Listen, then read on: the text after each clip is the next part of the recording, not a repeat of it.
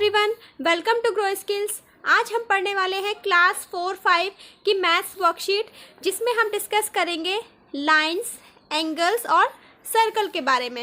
ये वीडियो थोड़ी लंबी हो सकती है, पर बहुत सारे मैंने टॉपिक्स इसमें कवर किए हैं और जो कि बहुत ही मैं टू द पॉइंट इसमें एक्सप्लेन करने वाली हूँ।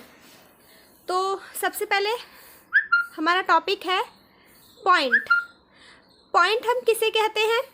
जैसे यहाँ पे मैंने डॉट बनाया हुआ है, इसको हम क्या बोलते हैं? पॉइंट, जिसका कोई भी एज या किनारा या लाइन कुछ भी नहीं होता। उसके बाद लाइन। लाइन हम किसे बोलते हैं? बहुत ही शॉर्ट पार्ट होता है ये, जैसे ए और बी, तो ये एक छोटी सी जो हिस्सा है इसको हम क्या बोलते हैं? लाइन बोलते हैं। उसके बाद आता है लाइन सेगमेंट।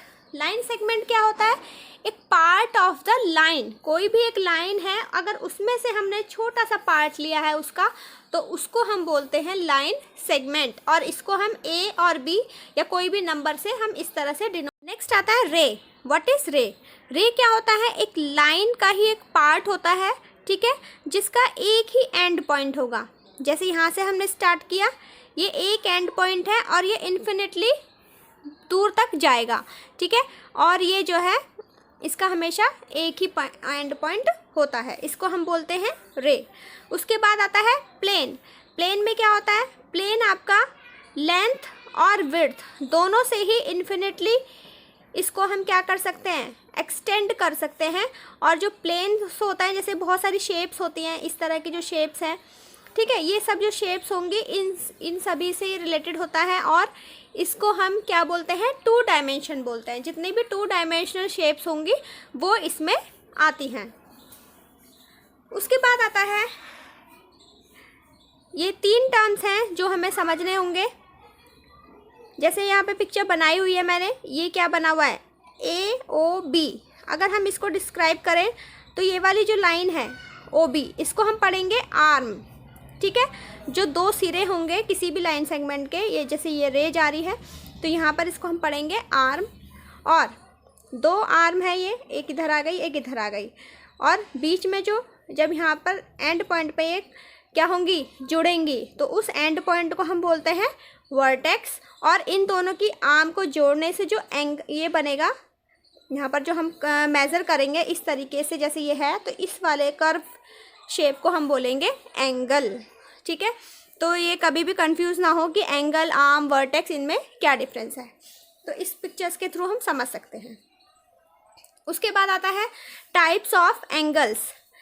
सबसे पहले आता है एक्यूट एंगल, ठीक है। 6 टाइप के एंगल्स होते हैं, हम इसमें डिस्कस करने वाले हैं। तो एक्यूट एंगल क्या है? जैसे यहाँ पर मैंने आपको बना के दे रखा है ए बी सी, यहाँ पे आप देख रहे होंगे 50 डिग्री लिखा हुआ है। जिस किसी भी एंगल को अगर हम बात करें कि 90 डिग्री हमेशा, मतलब 90 डिग्री से जितना भी कम होगा, ठीक है, जितने भी एंगल होंगे 90 डिग्री से जो कम होंगे उसको हम बोलते हैं एक्यूट एंगल। जैसे 10, 20, 30, 40, 50, जहाँ पे 90 आ जाएगा वहीं आप रुक जाओगे, यानी कि 89 तक का जो एंगल होगा हमारा वो एक्यूट एंगल हो गया। उसके बाद राइट एंगल हम किसको बोलते हैं? बिल्कुल स्ट्रेट लाइन, ठीक है।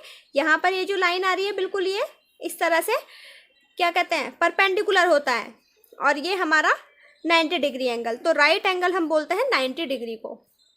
उसके बाद ऑब्ट्यूज एंगल। ऑब्ट्यूज का मतलब, अब आप देख रहे होंगे यहाँ पर हमारा 90 डिग्री बन रहा है, ठीक है, तो 90 डिग्री से हमेशा क्या होगा? ज़्यादा होगा, ठीक है, तो वो हमारा क्या होगा? ऑब्ट्यूज एंगल होगा। यहाँ पे एक लाइन और हम लिख सकते हैं इस तरीके से, जैसे 120 डिग्री है, 90 डिग्री से हमेशा ज़्यादा होगा, तो 120 नहीं होगा, 90 से आप कितना भी कर सकते हैं, 91, 92, 93 जो भी है, तो ये हमारा ऑब्ट्यूज के अंदर आता है। सिर्फ 180 डिग्री तक हम इसको चेक करेंगे। उसके बाद आता है स्ट्रेट एंगल। स्ट्रेट एंगल कौन सा होता है? जैसे ये लाइन सेगमेंट है और इस पर कंप्लीट एक एंगल बन रहा है, क्योंकि यहाँ पर हमारा क्या होता है? 90 डिग्री होता है, तो ये दो पार्ट में डिवाइड हो गया, तो इधर वाला 90 और इधर वाला, जब ये दोनों को हम जोड़ेंगे तो ये बनती है स्ट्रेट लाइन, और इसीलिए हम इसको बोलते हैं स्ट्रेट एंगल। तो A B C equal to 180 degree. उसके बाद आता है रिफ्लेक्स एंगल। रिफ्लेक्स एंगल का क्या मतलब होता है? रिफ्लेक्स एंगल होता है हमारा, जैसे ये वाला हमारा एक्स एक्सिस है और ये वाई एक्सिस है, तो आप देख रहे होंगे कि यहाँ पर हमारा 180 से भी नीचे की तरफ चला गया ये एंगल इस तरह से। तो जब भी हमारा एंगल 180 से ज़्यादा होगा, ठीक है, वो हमारा क्या कहलाता है?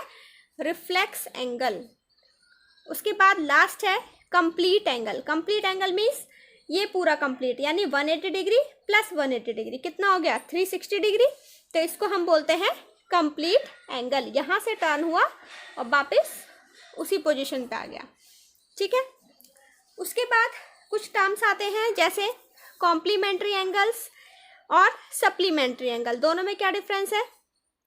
कॉम्प्लीमेंट्री का मतलब होता है कोई भी दो एंगल का जब सम 90 डिग्री हो उसे हम बोलते हैं कॉम्प्लीमेंट्री।